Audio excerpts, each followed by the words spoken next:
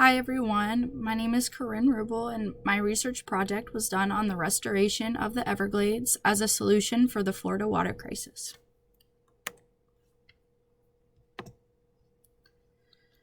First, I wanted to give an overview on the entire global situation of our current water crisis. The restoration of the Everglades is a smaller scale solution to a local issue.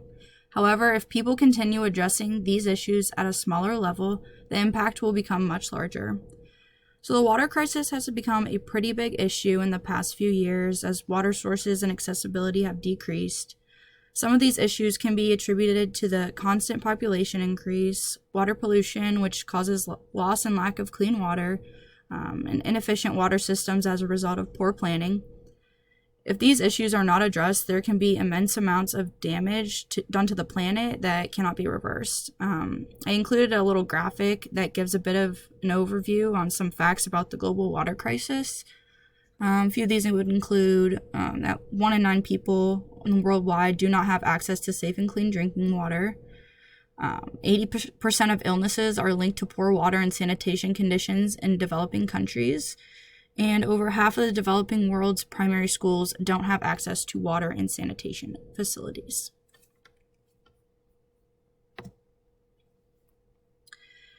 Now I'm going to talk a little bit about the current state of Florida and the water scarcity issues the state is facing. Florida itself is one of 14 states at extreme risk for unsustainable water resources. This is very concerning as they are one of the highest populated states. That is also a reason why they are facing issues. The photo shows a map of the state of Florida and the areas of concern. There are places that are okay, but a great deal are projected to have a water issue by 2030. As you can see, the darker red areas are towards the southern part of the state, and that is where the Everglades are contained.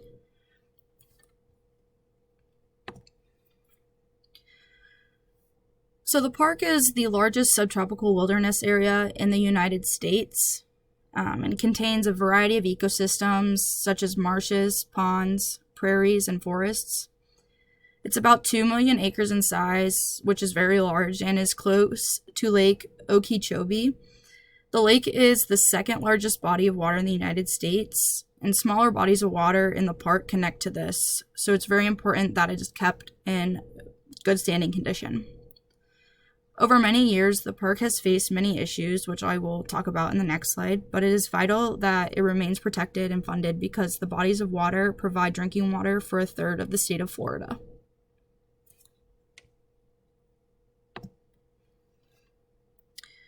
So this is going to be about the history of the issues in the park.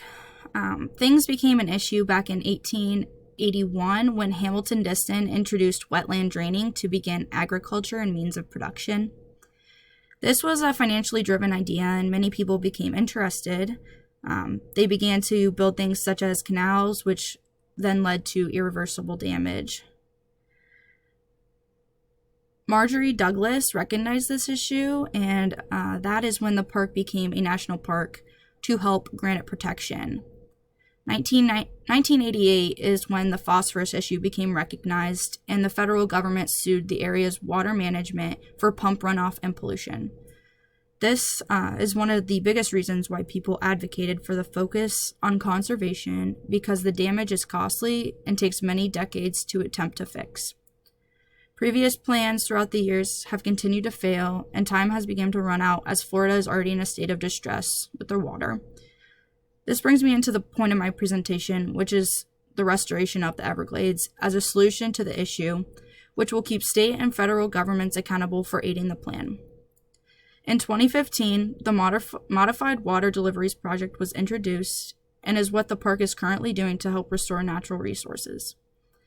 Modified water deliveries allow for excess seepage to flow into areas with less water and less phosphorus, which ends up lowering levels of the pollutant in the long run. This graphic just shows the phosphorus loads for each water year up to 2005, which was the most recent graph I could find, but it does give a good representation at of the failed attempts at restoration even after phosphorus regulations were put into place. There's still too much phosphorus in the water currently, as the graph is definitely not in the negative linear direction. so it is still a relevant issue.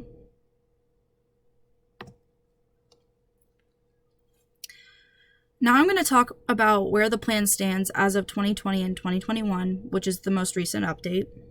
There have been 4 objective goals to be funded, constructed, and completed in the next few years. These would include flood mitigation, conveyance and seepage control features, modifications to Tamiami Trail, and project implementation support, which just helps with accountability. Unfortunately, President Biden has currently not budgeted any money into the project. Some of this could be due to the COVID-19 pandemic, as there have been immense amounts of economic distress globally. Donor funding has also dropped, but again, this can be due to the lack of flexibility and excess money people have to spend. This means that the Everglades is currently relying on mostly government assistance to aid in funding the project. There have been cost analyses done to show what the government has room for in the budget, and it is vital that they honor the pledge that was promised. As of today, the state of Florida has spent almost 2 times the amount of money on the project than Congress, which is causing additional economic distress on themselves.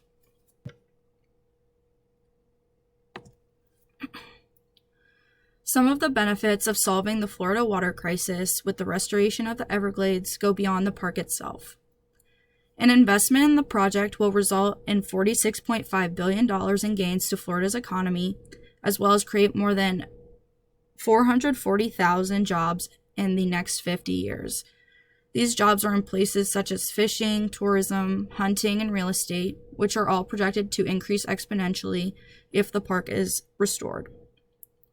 Another benefit is for the ecosystem itself, as the park has many endangered species and plants that are local to the park and are harmed with the phosphorus issue. The benefit of water security and improved management is the most important, as the state needs to see a positive trend in the amount of clean and accessible water for residents. An overall park improvement will keep the Everglades flourishing and beautiful, as it is a top spot for tourists all over the globe. In conclusion, it is the responsibility of the government to help refocus efforts into saving the Everglades, but also the responsibility of all people to celebrate, respect, and take good care of our natural resources and landscapes to keep them flourishing and able to supply to our daily needs. And these are my resources.